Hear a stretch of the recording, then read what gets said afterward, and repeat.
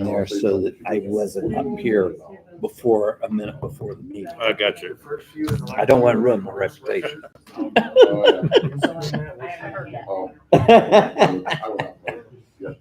Okay, it's 6:30. This is a meeting of the Wabash City Plan Commission. Today's Wednesday, July 16th, 2025. I'm John Burnsworth, Plan Commission President. Roll call, please. Yes, Bill Burris. Here. Strainer. Here. John Burnsworth. Here. Justin Adams is not here. Jason Sluss is not here. Chad Maple. Here. Adam Stakeman. Here. Heather Allen Hoover. Here. Thank you. Okay, first item under old business is the minutes from the June 4th, 2025 meeting. Everyone had an opportunity to review those.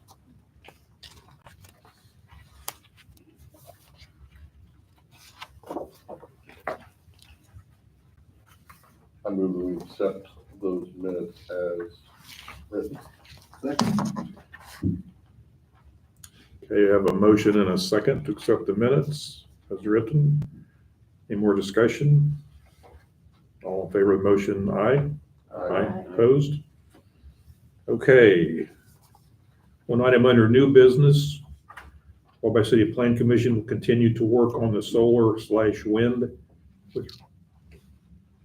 with continued reviews of definitions and supplemental regulations related to battery storage, solar energy, and wind energy zoning provisions and containment of storage.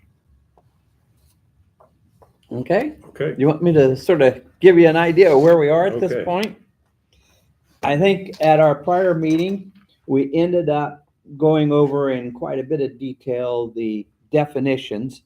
And I think we've got the definitions in a preliminary form such that we can move on now to the next section. And the next section is supplemental regulations. There is a section of our, well, let me back up for a minute. Our zoning ordinance, when you look at it, we divide the city up into districts. So we've got the agricultural, the suburban, 4 residentials, the historic downtown, general business, light industrial, heavy industrial, floodplain. I think that's basically it. Okay. So we've got these districts. So when we talk about the residential districts, there's a residential 1, and there are standards or guidelines set for a residential 1 that you have to meet. Then we have a residential 2, and then a residential 3, and then a residential 4. And then there's a number of other things that apply to all 4 of them, not just to 1. And then we do the same thing with industrial. We have some specifics as to each, and then some general.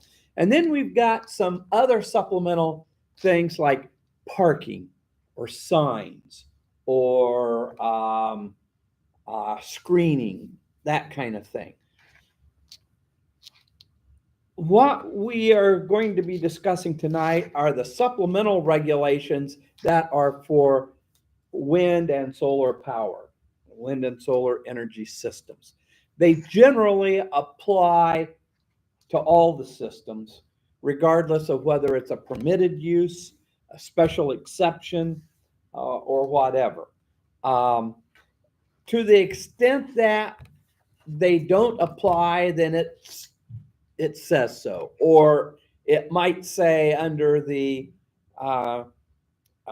regulations, which we haven't gotten to yet, for permitted uses or special exceptions, that supplemental regulation regarding this doesn't apply here, kind of thing. That could happen.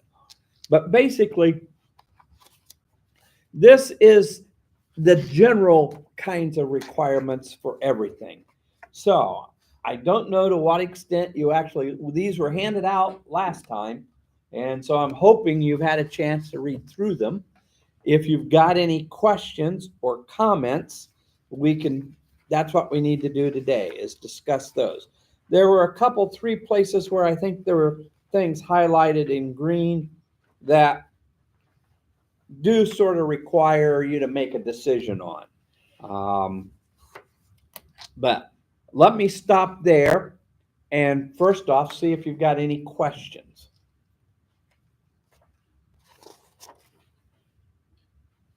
Doug, not to bring up another Mm-hmm. iron into the fire, Mm-hmm. but the situation, whatever you want to call it, that we are dealing with, that we've talked about the last couple of city council meetings, Mm-hmm. where will that fit? And you may have to explain that a little bit. That's going to fit under what we call a permitted use. We have discussed in the past that you don't have a desire to prevent individual owners having a system on their lot for their use. And I have divided that up into 2 situations. One is where it's actually on their lot for their use, or it's on an adjacent lot that they have some kind of control over. They may not own it, and are going to use the energy for the property that it's adjacent to. That covers the situation we're talking about where the city wants to put solar panels on part of Paperworks property to feed energy to the wastewater treatment plant, which is the city's largest consumer of electricity. But it could come up 1 or 2 other ways. One of those would be that when when we go to develop the old GDX property, or when the Fords are doing Kintner Creek, or any other housing development, a developer might want to say, okay, let's put solar panels on some common ground under the control of an HOA for these owners that will feed electricity to them. Rather than having solar panels on every house, we'll have a small solar field. That also is a permitted use, assuming, and one of the things we talked about in definitions was assuming it's not over 10 acres or 5 acres or whatever we ended up deciding on. And it would have to be, they would have to have permits. True, the HOA. What kind of permit are you talking about? So, like, they'd have to go to, Okay. Yeah. That's one of the things the supplemental that says is that all solar and wind energy systems need permits. That's where I was going. I want to make sure Yep. we were on the same page. Even if somebody's going to put one on their roof, they still have to get a permit. But to the extent it's a permitted use, they don't need permission from anybody. Permits, just to give you a little bit more background, there are 2 or 3 reasons why you have to get permits before you can do anything. One is the city wants to make sure that when you do it, you're complying with the regulations that we have. If they didn't have to get permits, people would be putting sheds in people's front yards. They would be putting sheds right next, inches or less than an inch from the neighbor's house, kind of thing. So you have to get permits in order for us to make sure that you're complying with setbacks and other standards. We also require permits as sort of a way to protect people. We want to know who's doing it, because Joe Smith over here is a lousy contractor. He doesn't have insurance. Everybody he does work for complains about it. Do you really want to go with Joe Smith, or do you want to go with somebody that is a registered contractor that we know has insurance and is reputable? Then the third one, just to be real honest about it, the third one is it gives the taxing authorities notice that, well, your 2-bedroom house now is a 4-bedroom house and ought to be taxed higher because you got more rooms. So the assessor's office follows who gets permits. So that's why we have permits for everything, except a few things you can get by with without permits. And those are things that generally aren't going to have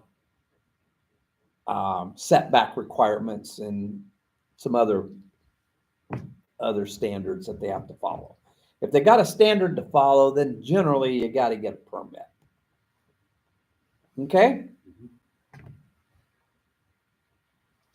Any other questions?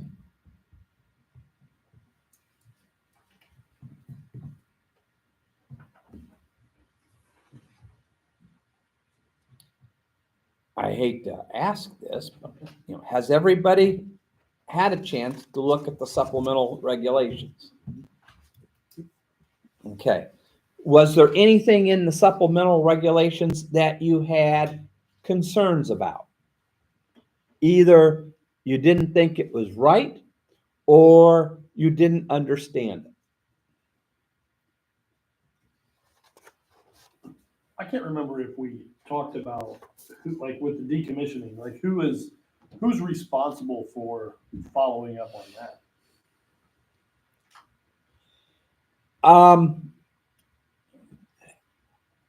First off, the property owner is responsible. Secondly, it's going to fall to the code enforcement officer to follow up on it.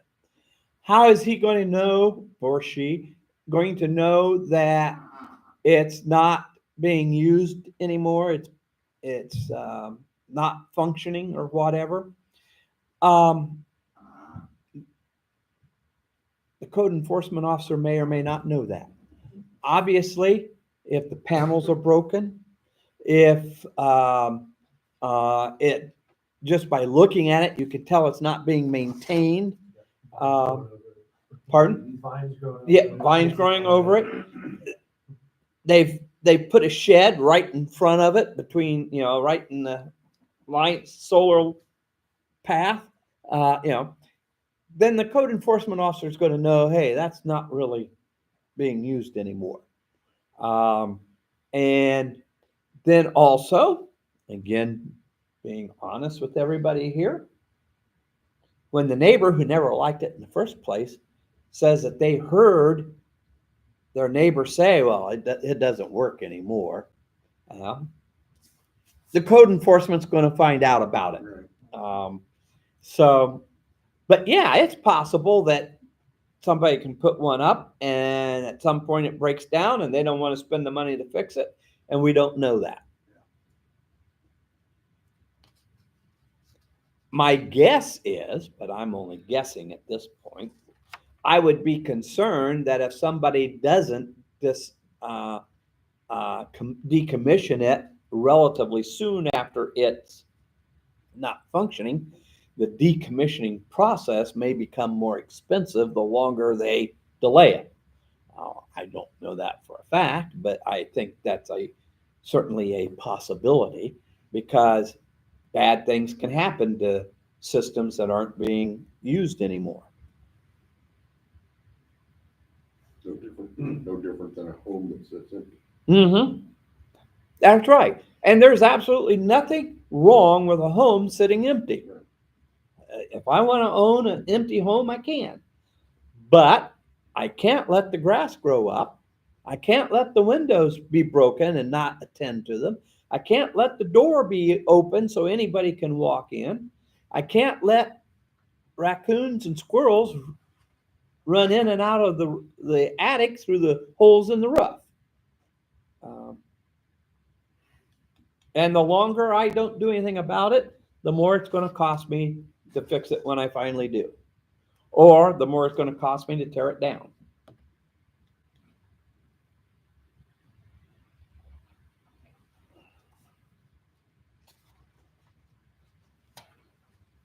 Okay. On the third page, monitoring and reporting. Operators of battery storage systems must regularly monitor and report on the performance and safety of their systems. This includes, and we've got three things here, monthly performance reports to the zoning board.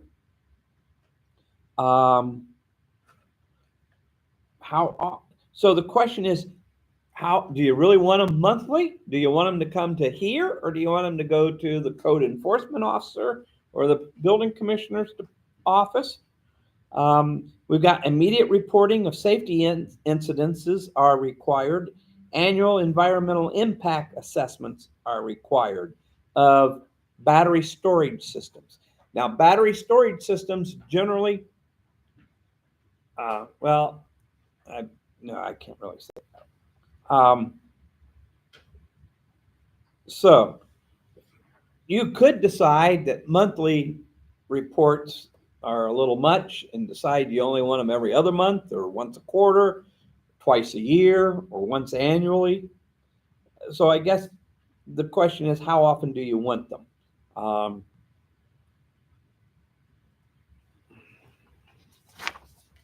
much of a nuisance is it to you guys monthly? I'm looking at this, and I'm thinking that, or the language is probably for more of a commercial.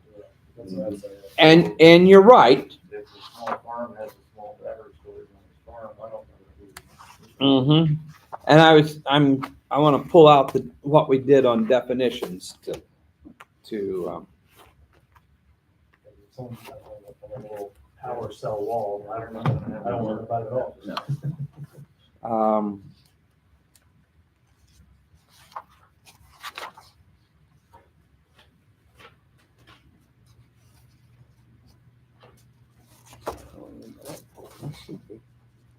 After agriculture.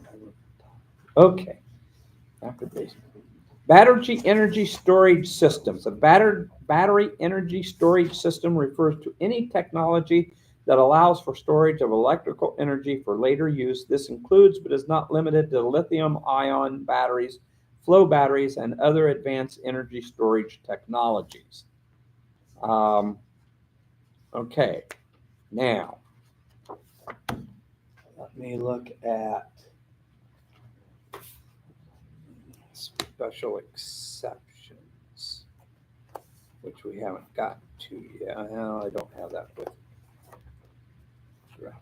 Okay, there we go.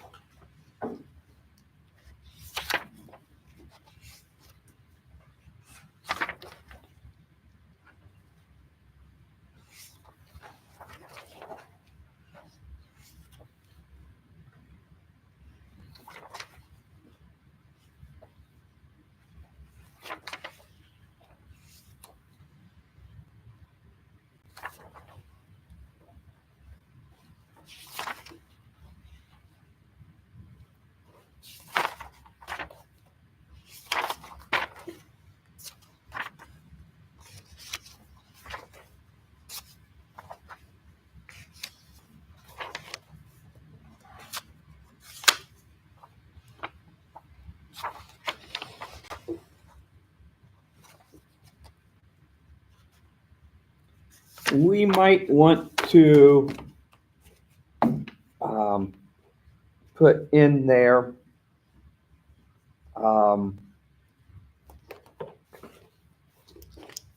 that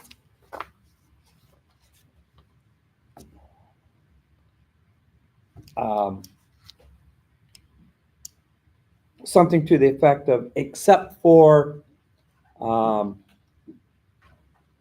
small battery storage designed to for use with an individual owner's. I have to think about the language, but basically we might want to put in there that these reports aren't due from somebody who's got a solar panels on their house. My guess is, what we might do is say they're not due if the battery storage system is located within a residential property. And they could have it in a basement or a utility closet or whatever. I don't know if it's going to be too large to be within the house, then we may want reports on it. If they're going to have a battery storage system that's going to be 5 feet by 5 feet, that's one thing. If it's going to be 2 feet by 2 feet, that's something else.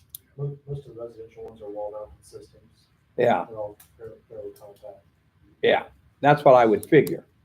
Silence, are you familiar enough with it to know, like, instead of dimensioning by size, it would be based off of like the Like number, the output. amount of power? Yeah, and yeah, that'd be something that we could look into to see what a normal scale range is for that power output. So, yeah, if you guys could look into that, and we'll put some kind of a limit.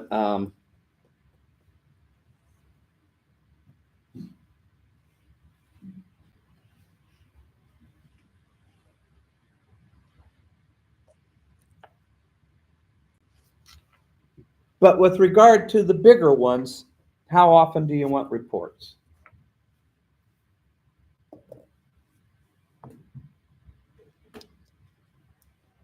I mean, pardon? Yearly. Yearly? Do you think, I mean, we've got it in here that if there's something wrong, they got to report that right away. do you think that it needs to be a year? Or should it be like 6 months? I mean, my only concern, and I think we've got it covered, but my only concern is somebody just up and leaves and abandons everything and they don't know anything about it. Mm-hmm. Yeah, that is one way of knowing that that particular system is still working. But I don't want to constrict them Mhm. either. I mean, gee, they got a lot of other things that they're messing with. However, we already say immediate reporting of any safety incidents or operational issues, and I would say abandonment's an operational issue. So we may not have to Mm-hmm. do anything out of the ordinary or say anything more out of the ordinary. Yeah. Would that language take care of his decommissioning question? If we don't know if it's working, they're supposed to report an operational issue. Yeah, but as I think about it, the good thing about requiring a report on a regular basis is that you're going to get a report, and you're going to, if they only have to report when something unusual happens, they can always skip town and not report it. I mean, we also gotta ask Fort Meter Box how their furnaces are functioning. Good point. Yeah.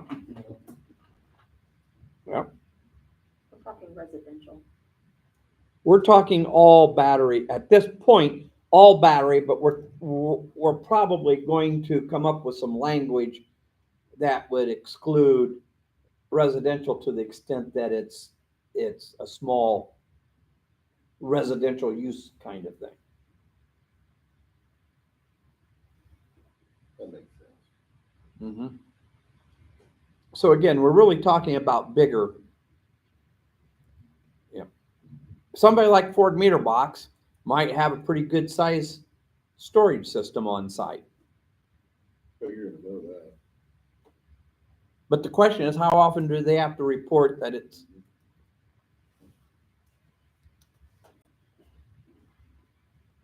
performing? The thing of it is, a substantial storage system could catch fire pretty easily, and it could be, depending on where it's located, it could be a dangerous fire. More than anything, I'd be worried about the setbacks for a battery storage system of that size. Mm-hmm. And then reporting about it, if it's away from something's gonna light on fire. Mm-hmm. Is quarterly too much? I mean, I know you say 0, but then, They're already got to do an annual environmental impact. So if you do it annually at the same time, that's just one, yeah. What do you think about an annual? And do you want it coming to you, or do you want it going to them? They're Mm-hmm. gonna be the ones that have to enforce it. That would be my thinking. I'm comfortable with annual. Mhm. I'm just yeah, I am thinking out of too. I'm turn here, just, but I'm comfortable with annual because those are gonna be the bigger ones that people are going to be accountable for. If it's something Okay. that's 2 by 2 and it's in their house, as long as the setback is. Okay. Well, I mean, I'm just throwing it out. If everybody's comfortable with that, we'll see what we can do about coming up with some limitations, so that we're not having everybody have to file the report. Who puts the parameters on what a performance report is? Is there something that we can come up with, or- Sounds like more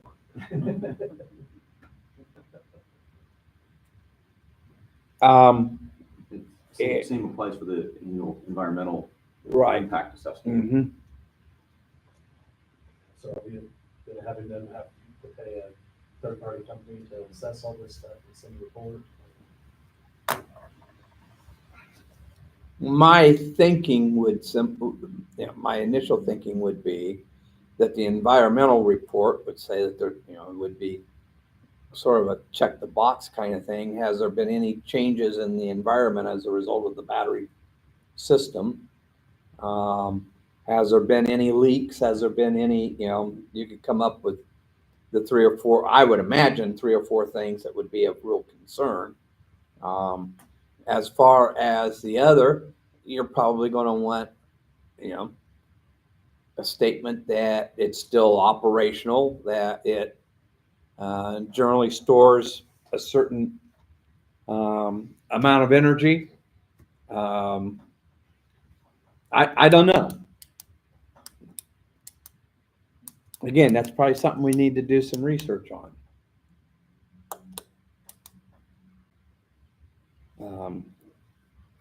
Let me throw an example out here Mhm. right now, since we're right in the middle of this. Mm-hmm. And I'm gonna use Oak Hill Mm-hmm. as the example. Mm-hmm. It was in the paper, and some folks that were here several meetings ago claim their solar field hasn't worked in over 2 years. Mm-hmm. So if that was here and this was an ordinance, they would give a report, or they would say, hey, our solar field isn't working and we don't have the funds to get it to fix it, the funds to remove it, then what comes next? Good question. Okay. Or works here and get rid of it or move it. Right. Now, and again, we'll get to it, but for some systems, they have to post a bond. They have to put up some money that would pay for the decommissioning. Now, are we going to require the homeowner who puts one on their roof to have a bond? That's something we're going to end up having to decide. Is it a bond that has to cover the entire cost immediately? Or I've seen some ordinances where at the beginning, they have to at least have a bond that would pay for half of the decommissioning of the facility at its when it's been fully constructed. And then as it gets closer to its end life, the amount of the bond increases. So that after 10 years, they got to cover it completely. I'm sure the thinking behind it is until it's fully functional, it may take a while to pay it off and to get it built and all this other kind of stuff. So we're not going to require the full bond right away. On the other hand, if it goes down in the second year and they've built it all out, you don't have enough to cover everything. So that's one of the things we're going to be thinking about when we get to permitted uses and special exceptions. But we get into that is how are we going to get it decommissioned?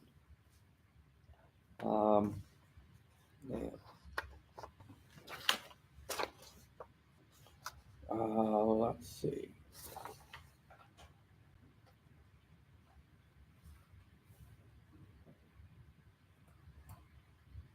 Most of them aren't gonna be as big as, let's say, the hills are. So if you've got one, using Doug's example out of, let's say, GDX, and it's an HOA, you know, there's gotta be something in that HOA has to govern that Mm-hmm. in accordance with whatever our regulations are. Yep. But if I do one on the side of my house, Mm-hmm. then I've got to be responsible. Mm-hmm. That makes sense. This is probably gonna be a very unpopular statement, but people putting in these for the first year, I mean, they're not experts. I would almost make them do 2 reports the first year. And if they pass those very well, then they could go to an annual report. I don't see that as unpopular. Okay, I would make them do 2 the first Okay. year, and if they do everything well, and there's no problems, and no fires, and no leaking, then they do 1 a year. They earn, I think that covers Silas and Jeff. I mean, then they've earned the right to go to an annual report, but they probably should just do 2 the first year, so everything checks out really well. And then they've earned the annual report every 6 months for the first 2, and then So we say 2 years from the date of full completion of the. Yeah. If it's only half done, then you want them to keep reporting, even if it's more than a year. well, in 2 years. I would think. We've gotten almost 3 reports from them. Mm-hmm. And I think that's a responsible commitment from them that they've done their homework, because they're not experts, and neither are we. Until, I mean, in 2 years' time, they So will I be get- probably. I guess the question is, when does that year start? Does it start when they start construction, or does it start when they finish construction? I would say finish. Okay. It'd be, they have to be operational to get any feedback on it. Yeah. Yeah. Okay. Once again, going back to Adam's question, what do we want them to report? Mm-hmm. How do we get that report? What does it consist of? If it's checking a couple boxes, is that how we do paperwork, just do paperwork? Well, I think You that's. can say whatever you want on them. I think that's something maybe we can talk about and come up with by the next meeting. I don't want to create so much. I don't either. Paperwork that it's wasting these guys' time, but at the same time, I don't want the city to start having to incur, costs of cleaning up somebody's mess. Mm-hmm. Mm-hmm. But I think they should do their homework and report, Mm-hmm. that they've done their bit, I would think that would make them maintain that it continues, that they would make it maintain it better. Yeah. If they have to, Mm-hmm. bring reports in and. But if they have to report and they don't, then there are repercussions. Mm-hmm. There's definitely gonna be a learning curve for them as well. Yeah. It sounds like we're almost discouraging this happening, but we gotta cover the city. That's what we're here for.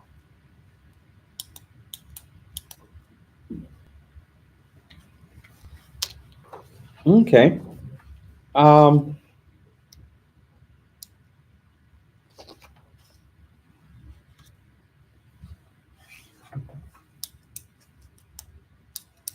then paragraph 5 on the last page.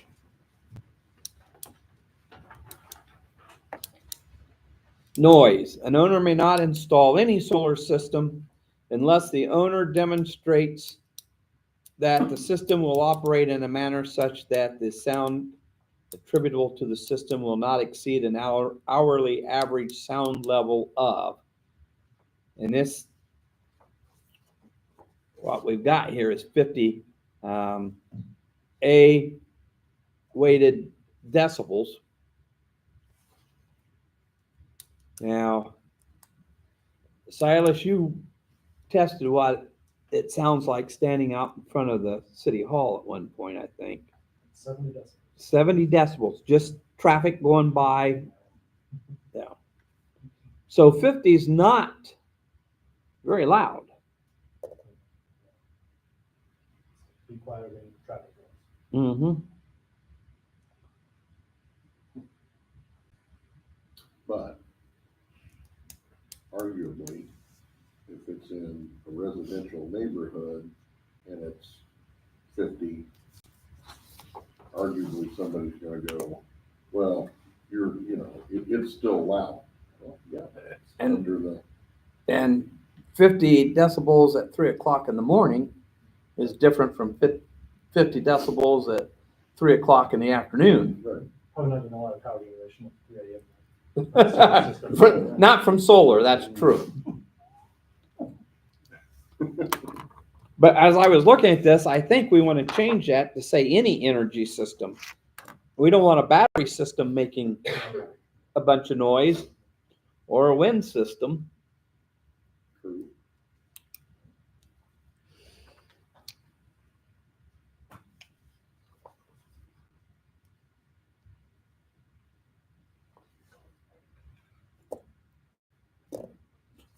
Of the residential systems that have, working right now, have you had any complaints or noise from any neighbors?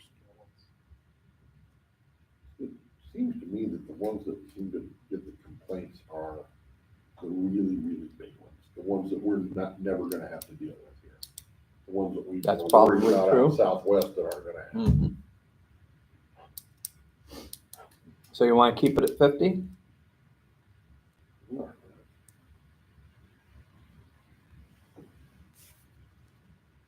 Okay. I'm pretty sure that was the standard that was in the Indiana. That's probably where I'm pretty sure that came from. That's where the monitoring came from also, is the Indiana statute.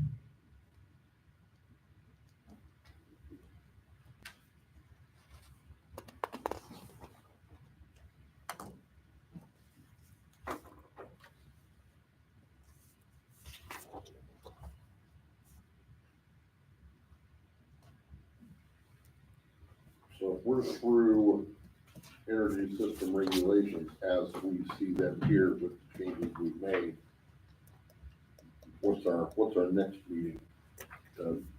Okay, the next meeting would be, I would present the changes here, and we'd probably have to spend a little bit of time making sure that we've got all the changes that you want.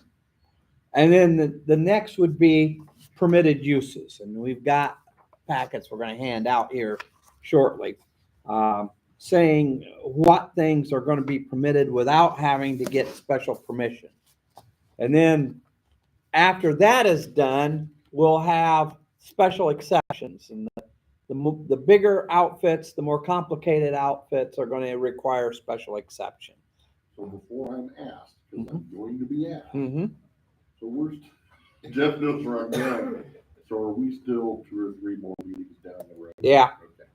Yeah. You knew where I was going, didn't you? Yeah. Yeah, we're still a few meetings down the road, unfortunately. That's all right. If we're gonna do it, let's do it right. Then after that, we'll have it all put together and we'll have a public meeting and hammer out what other changes anybody thinks ought to be made to it.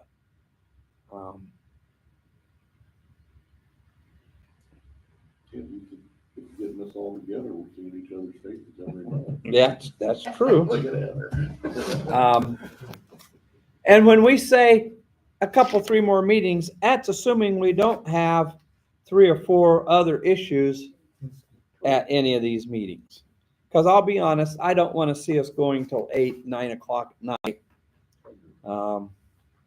I think once we've spent an hour on this kind of stuff, I would think most of you would be pretty well ready to go home. Now, let me, just to give you a little bit of a heads up.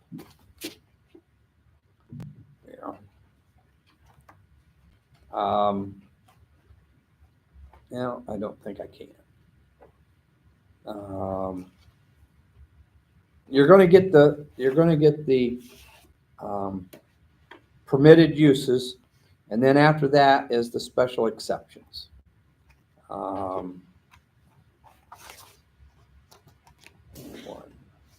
I was looking to see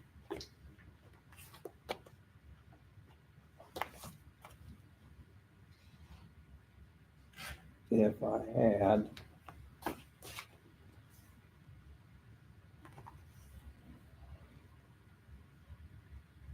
Here we go. Something that gives you an idea of what is going to be a special exception. Okay. Yeah.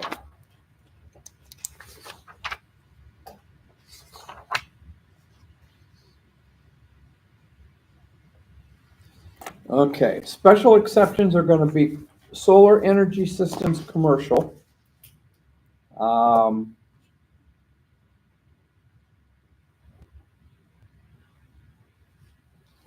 And then they're going to have,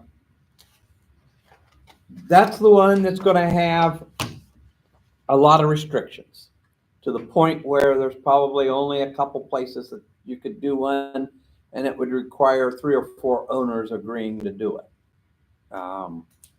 Basically, that's the area where we're going to come closest to matching the county ordinance. Is in the commercial. Commercial being somebody who's doing it to sell to the power companies.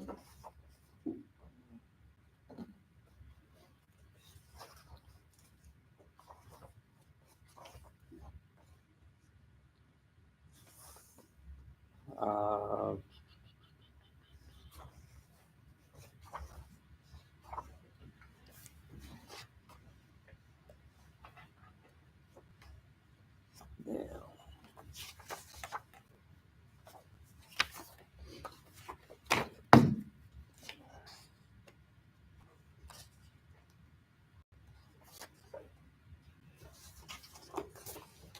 want to go back to our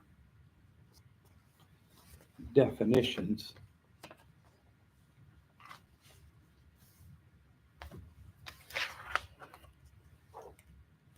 That's the supplemental. Where did I put my definitions?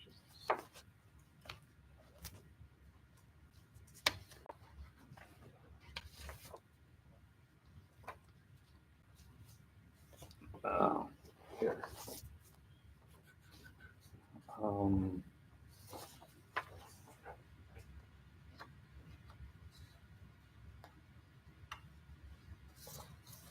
Okay, so we have, for definitions, we've got a solar energy system accessory. And we say that that's integrated. You remember what an integrated is? That's where the roof itself is the solar panel, or the wall is the solar panel. And then we've got rooftop, and we've got some ground, SC owner, SC carports. And those are all going to be permitted without having to get special permission. A solar energy carport, though, that is a commercial one, is going to require a special exception. Um,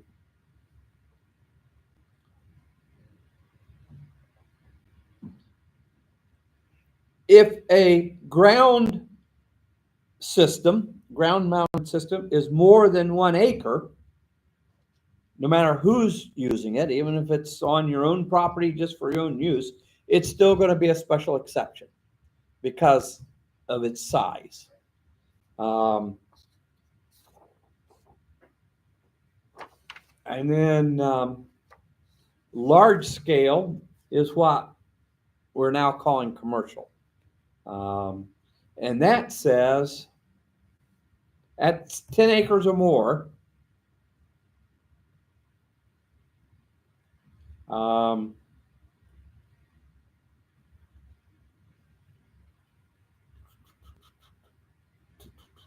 that's going to be a special exception.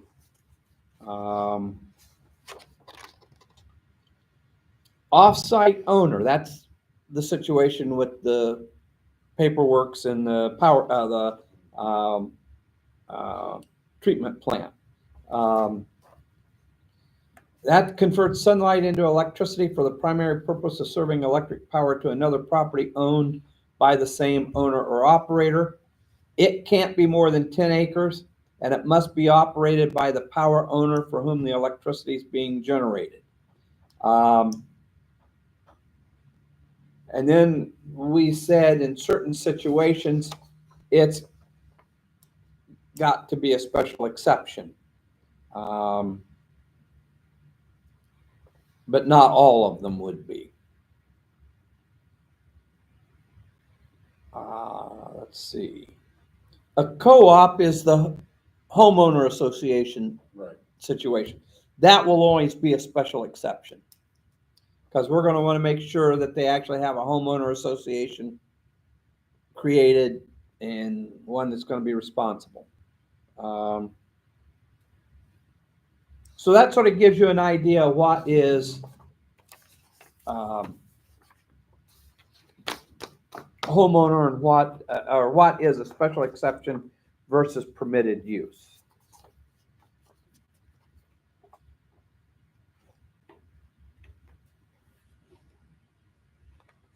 Okay.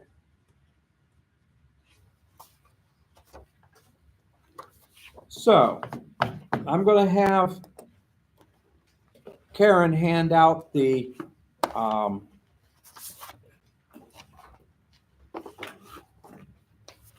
permitted uses, and we'll look at that. The building department and I will work on finishing up the supplemental. If you think of something else that ought to be in the supplemental or something that needed to be changed in the supplemental, let me know, and I can go ahead and do that. And then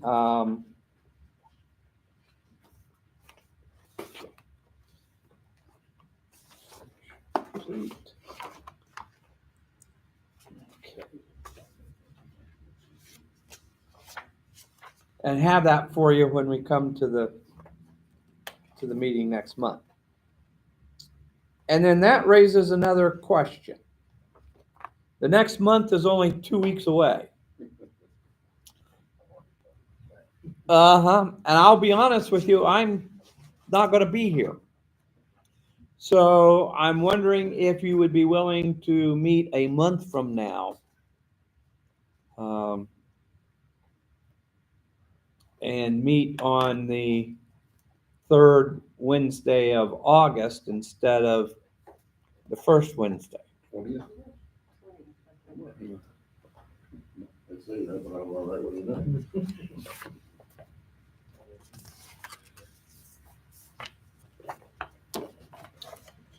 Is that a problem for any of you?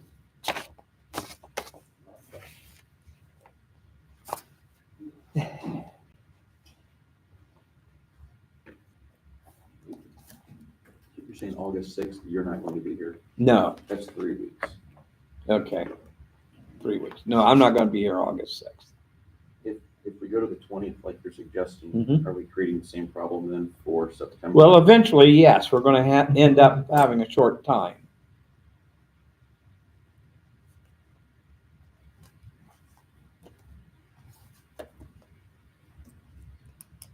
Could you a motion on the change of date, or just, we're good?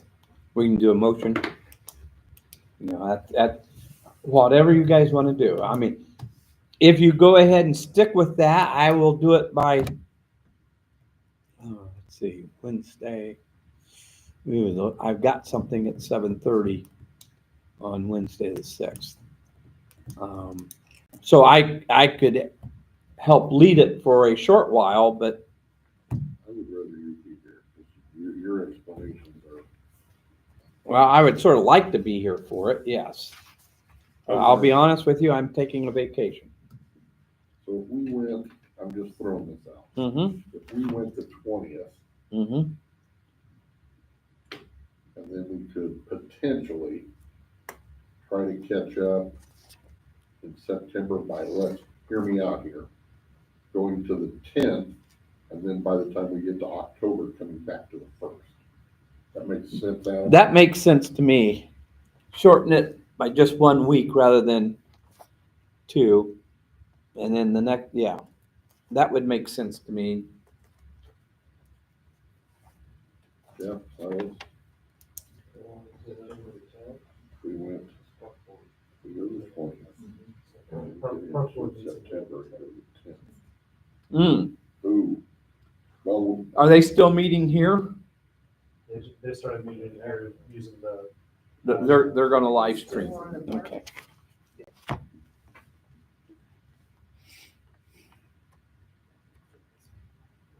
what if we went to the 20th and tentatively said the 10th, and maybe after finagle a different day that week or whatever? Probably couldn't go Thursday. Yeah. That'd be BZA, Or No, no, that'd be, Oh. that'd be the. yeah, Thursday, the 11th would not be BZA, You're right. so that'd be a possibility if you can I'm make all right Thursday. on the 11th, if anybody else is. I mean, it doesn't have to fall on me. What about August the 13th? Are you gonna be gone 2 weeks through there? No, I would be available August the 13th. That's, If we did August 13th, then by September, we could be back to regular. yeah, I could do August 13th.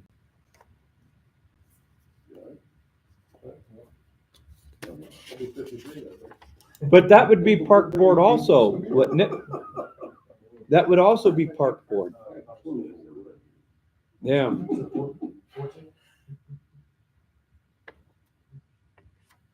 I could do the 14th. That's right, 13th is part four. Mhm. I can do 14th.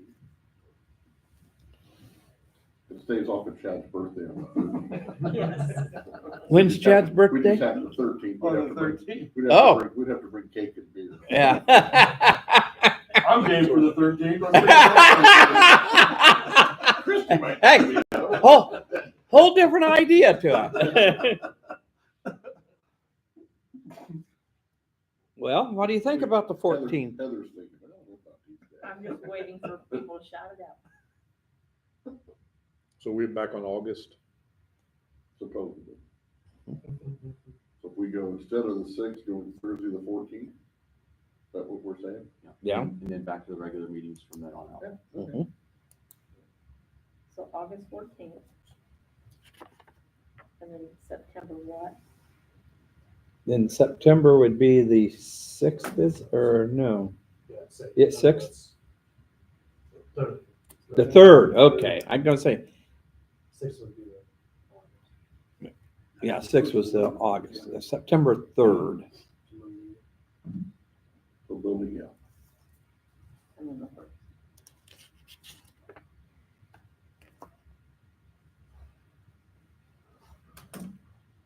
All right. 14th, 3rd. So I entertain a motion to move the August meeting to the 14th. So moved. Second. All in favor, aye? Opposed? Okay.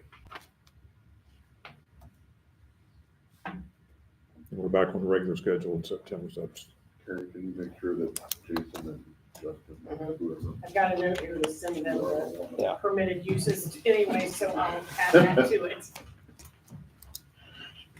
Okay.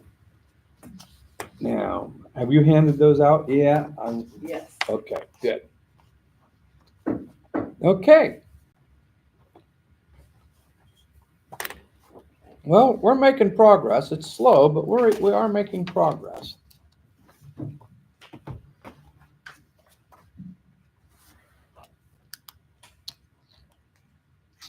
So are we done, Mr. Chairman? Was there actual vote on that? I wasn't paying attention. Okay. anything else to come before the board tonight? We're adjourned. Just Chad's cake and Just beer. a cake and beer. I mean, I'm okay to celebrate on the 14th too. Might get a chance to celebrate twice. I just may. Oh, well, then.